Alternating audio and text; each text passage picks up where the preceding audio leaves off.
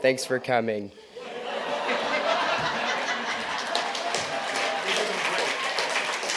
I'd like to think so. The Hindu sage Maharasi Patanjali wrote these words: "Who is God? That unique indwelling omnipresence that is never tainted nor touched by the ground of actions and their reactions. That special inner ruler or intelligence which is unconditioned by time and whose will alone prevail even in the body. In this there is oneness, never divided. We honor all beings who follow the spiritual path of Hinduism.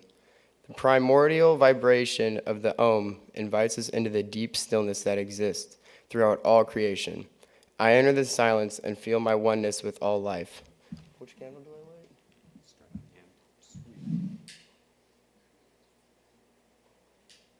light? And I light the first candle.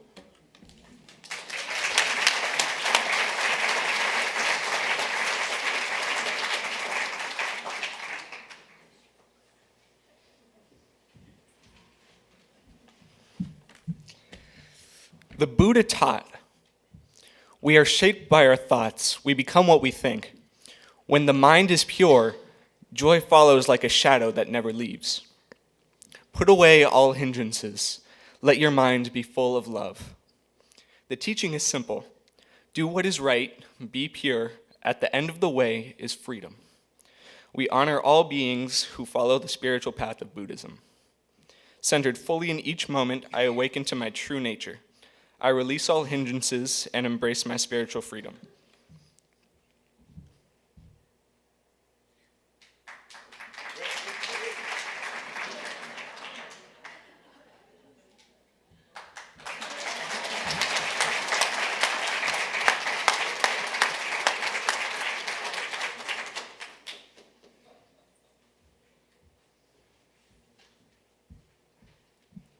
The third reading is about the Tao Deng Jing. The Tao is like a well, used but never used up. It is like the eternal void, filled with infinite possibilities. The Master sees things as they are without trying to control them. She lets them go their own way and resides at the center of the circle. We honor all beings who follow the spiritual path of the Tao. I open my heart to the timeless spirit without beginning or end, invisible and yet everywhere present. Here, in this moment, I unify with the infinite. Hold on.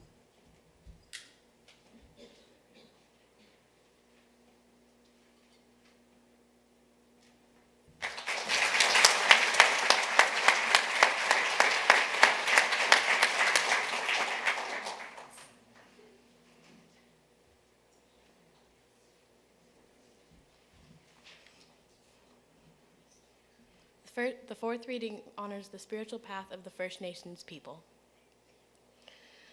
We are the land, and the earth is our mother. This reading is from the Lakota holy man, Black Elk. The first piece, which is the most important, is that which comes within the souls of people. When they realize their relationship, their oneness with the universe and all its powers, and when they realize that at the center of the universe dwells Wakan Taka, the Great Spirit. We honor all beings who follow the spiritual path of the First Nations people. The songs of the Great Spirit invites us to return to the first piece. It is in this spirit that I align with the soul of the universe and all creation.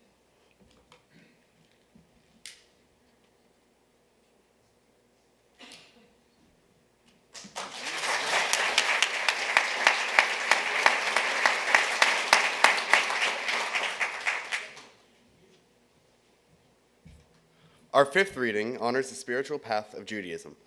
This reading is from the Hebrew Bible. In the beginning, Elohim created the heavens and the earth. The earth was unformed and void. The darkness was upon the face of the abyss. And the spirit of Elohim hovered over the face of the waters. Then Elohim said, "Let there be light," and there was light. Hear, O Israel, the Lord our God is one. We honor all beings who follow the spiritual path of Judaism. The light that is Elohim guides and protects us. In the midst of both peace and chaos, I unify with the ever-present good.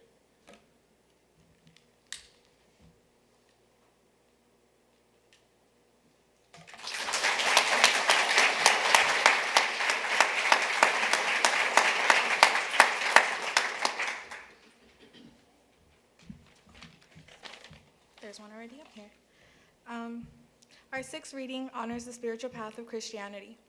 Jesus taught his students, saying, "If you have faith like a grain of mustard seed, you will say to this mountain, 'Move from here to there,' and it will move, and nothing will be impossible for you. You are the light of the world. Let your light shine before others." We honor all beings who follow the spiritual path of Christianity. All creation is radiant with divine power. Even in the midst of disbelief and discouragement, I choose to unify with the faith of God, and I am transformed.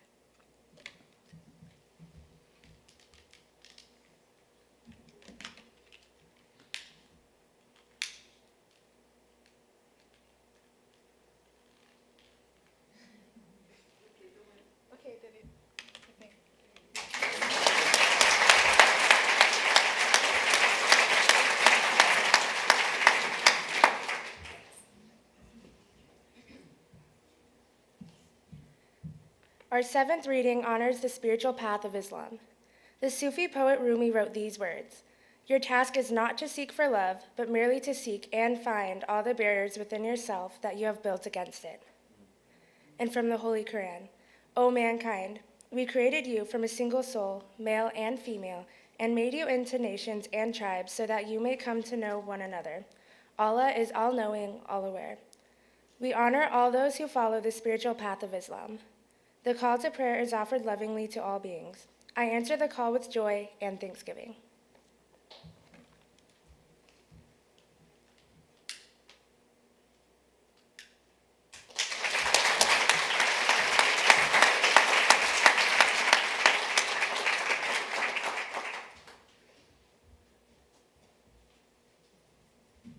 Hi again. Our eighth reading honors the spiritual path of religious science. Ernest Holmes, the founder of this spiritual path, wrote these words. In principle, the great religions of the world do not differ as much as they appear to. Each one of us is an outlet to God and an inlet to God. We live in a spiritual universe. God is in, through, around, and for us. We are born to be happy, to be abundantly supplied with every good thing, to have fun in living, to consciously unite with the divine power that is around us and within us, and to grow and expand forever. We may stumble, but always there is that eternal voice, forever whispering within our ear, that thing which causes the eternal quest, that thing which forever sings and sings. We honor all those who follow the spiritual path of the science of mind. The still small voice speaks to us in every language and every spiritual tradition. It calls us home to the divine creation that links us with all life, both visible and invisible. In this moment, I say yes to the light, yes to my own divine selfhood, yes to a world and a people illumined by wisdom, love, and peace. Let's light it together.